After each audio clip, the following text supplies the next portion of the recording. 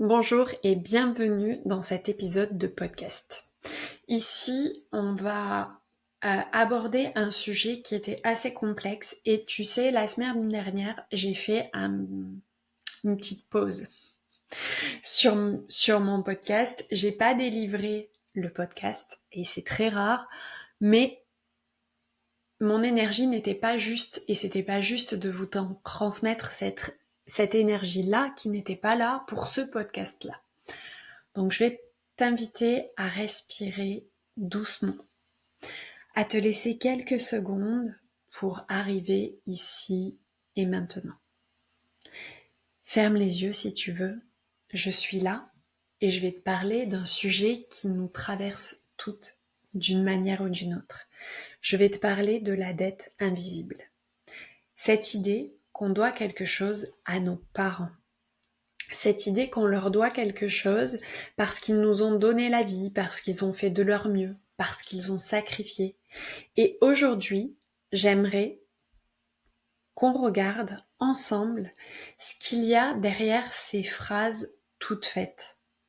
Non pas pour accuser ni pour juger, mais pour comprendre en profondeur ce que ton cerveau porte sans que tu ne le saches. Tu vas voir, on va parler du cerveau, des circuits émotionnels, des conditionnements, mais on va surtout parler de toi, de ce que ton corps sait déjà. Et à la fin, peut-être, tu comprendras que la vraie liberté ne passe pas par le pardon obligatoire, ni par la loyauté forcée, mais par la permission de te choisir. Alors, c'est parti, j'espère que tu es prête. Dès l'enfance, ton cerveau, il cherche avant tout une seule chose, c'est la sécurité. Je te l'ai dit et je te le répète, il n'est pas programmé pour ton bonheur ni même pour ton épanouissement. Ce cerveau-là, il est programmé pour une seule chose, ta survie. Alors quand un parent répond à ton besoin, ton système nerveux, il se régule. L'amygdale s'apaise, le cortisol baisse et ton corps enregistre le monde est sûr. Mais quand la réponse est incohérente, froide ou absente, ton cerveau, il apprend à rester en alerte. Et c'est comme ça que naît la confusion. Et c'est comme ça que dans ta tête, de manière inconsciente, des conditionnements se créent. Si je veux garder le lien, je dois me taire. Si je veux être aimé, je dois plaire. Si je veux être en sécurité, je dois m'oublier. Ça, ce sont des stratégies de survie par défaut. Elles te sauvent enfant, mais quand tu deviens adulte, elles t'enferment totalement et elles t'empêchent d'avancer. Et parfois, elles te servent. Je vais te raconter un moment de ma vie parce qu'il illustre parfaitement ce que c'est qu'une dette invisible. J'ai 18 ans et mon amoureux vient de très loin pour fêter mon anniversaire. Ma mère, dans ce qui semble à l'époque un geste empli d'amour, m'a préparé sa robe. Une robe qu'elle avait portée et je me souviens encore du tissu, de la douceur du geste, du sourire sur ses lèvres. J'y ai vu à l'époque beaucoup de tendresse. Mais derrière ce geste-là, je le sais, il y avait autre chose. C'était une invitation silencieuse à marcher dans ses pas, à marcher dans ses traces, à entrer dans son moule, à porter sa vie, son histoire, ses espoirs non réalisés. C'était symbolique. Porte ma robe et deviens celle que j'aurais voulu être. J'ai pas compris tout de suite. À 18 ans, j'ai simplement ressenti comme une espèce de gêne, une intuition, comme un froissement à l'intérieur de moi. Et puis, je suis rentrée au lycée dans une formation où on m'apprenait à être au service des autres. Et on m'apprenait à écouter l'autre, à répondre à ses besoins, à tel point que je me suis dit, mais quels sont mes besoins à moi? De quoi j'ai besoin? Est-ce que ma famille répond à mes besoins? Et très vite, j'ai compris que j'étais pas à ma place dans cette famille. Il y avait quelque chose en moi qui résistait, qui se rebellait, qui protestait. Je me rappelle même à cette époque-là avoir été complètement en décalage et, et avoir reçu des réflexions du style « Oh là là, tu deviens chiante !» Et puis, à l'époque, j'étais déjà avec mon mari actuel et j'observais la différence entre mes parents et mes beaux-parents, entre les attentes et l'amour, entre les valeurs, leurs valeurs à eux et les miennes. Et j'ai compris que mon système de valeurs ne collait pas du tout avec celui de mes parents. Et j'ai réalisé à cette époque-là que j'avais un instinct de survie hors du commun. Dans leur tête, tout était tracé. Et je pense ne pas me tromper en disant que c'est la réalité, et c'est encore la réalité dans beaucoup de familles, dans énormément de foyers. Et ils s'étaient dit que je devais suivre leur chemin, répéter leur histoire et perpétuer leur modèle. Et ils appelaient ça un cadeau. Et pour moi, c'était pas un cadeau du tout. Pour moi, j'y voyais une énorme prison. Mais une prison qu'on n'appelait pas une prison. Alors je suis partie.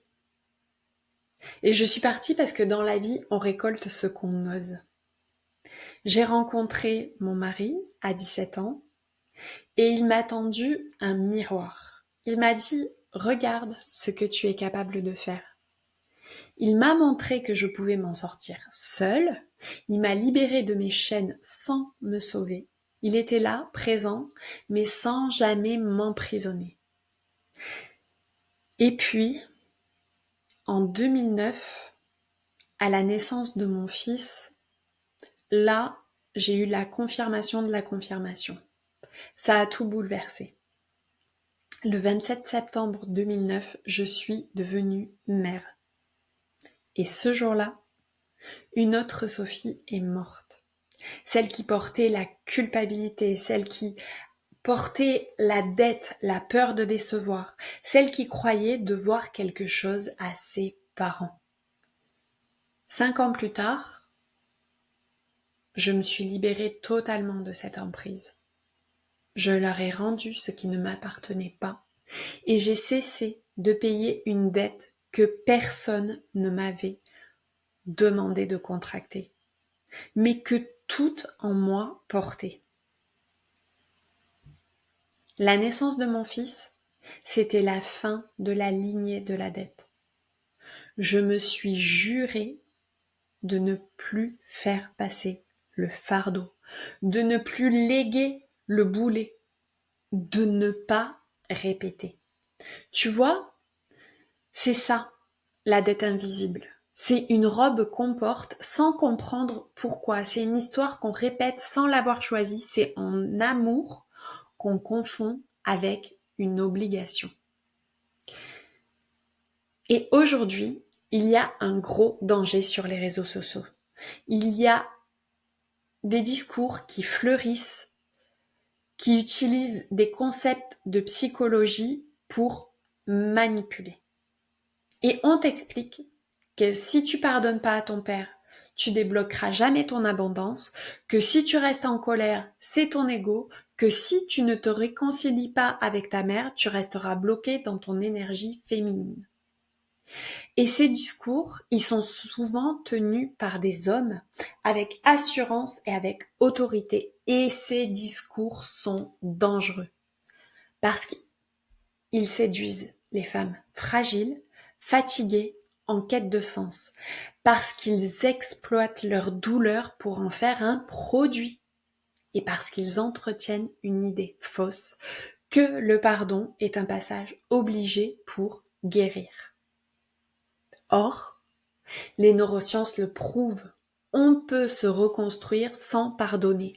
On peut évoluer, créer, aimer, respirer sans pour autant effacer la blessure. Le pardon est un choix libre. Ça n'est pas une performance spirituelle pour des concepts de développement à 2 balles sur les réseaux sociaux. Et ton cerveau, il a besoin de sécurité. Il n'a pas besoin de contraintes morales. Je vais te dire ce que moi j'ai compris. Tu prends ce qui te parle et tu laisses ce qui te parle pas. Ce que j'ai compris moi profondément, c'est qu'on ne se libère pas en comprenant nos parents. On se libère en se je vais pas y arriver à le dire, en se désidentifiant d'eux, en cessant de rejouer leur scénario. Pour moi, c'est la naissance de mon fils qui a été ce point de rupture. Ce moment où j'ai décidé que la douleur, elle s'arrêtait là. Que je ne transmettrai plus la dette. Que je créerai un lien fondé sur la présence, pas sur la loyauté. Et aujourd'hui encore, parce que j'ai été conditionnée quand j'étais enfant, ça m'arrive d'avoir des échos, des réflexes, des peurs, des mots qui sortent de ma bouche que j'ai envie de ravaler parce qu'ils sont pas les miens. Mais je les vois passer. Je les regarde et je les laisse partir. Parce que je sais d'où ils viennent. Du cerveau ancien. Celui qui veut survivre, pas s'épanouir. Et je veux choisir de rester chaque jour dans mon présent. C'est ça, être souveraine. C'est revenir à soi. C'est redonner un système nerveux. La permission de respirer sans dette. Alors, respire. Pose ton sac. Pose ton sac à dos là qu'on t'a mis quand t'es né là, que tu pesais même pas 4 kilos et là on te dit tes parents t'ont donné la vie. Mais qui dit ça? Qui a envie de passer ça à son enfant? Je t'ai donné la vie. Tu pèses 3 kilos, toute mouillée, et on va te mettre un sac à dos qui contient le monde sur les épaules. Est-ce que tu as envie de faire ça à ton gosse? Est-ce que tu as envie déjà de lui laisser ce poids? Comment tu veux qu'il grandisse avec ça? Alors laisse tomber la robe symbolique qu'on t'a tendue. T'as rien à devoir ni à prouver. Tu n'as pas à comprendre pour te libérer. Tu as à te choisir. Et la dette invisible, elle se dissout le jour où tu décides de ne plus payer. Et ce jour-là, tu deviens libre. Merci d'avoir écouté cet épisode de podcast. Merci de faire vivre Souveraine, le feu sacré des femmes qui osent. C'est vraiment avec le feu que je vous ai enregistré cet épisode. J'espère qu'il vous a plu. Alors s'il vous plaît, je vais pas vous créer une dette. Juste, si vous en avez envie, si vous en ressentez l'élan après avoir écouté cet épisode, laissez-moi un commentaire. Venez discuter avec moi sur les réseaux sociaux et je serai ravie de vous recevoir en appel découverte pour venir vous aider à vous choisir. Belle journée!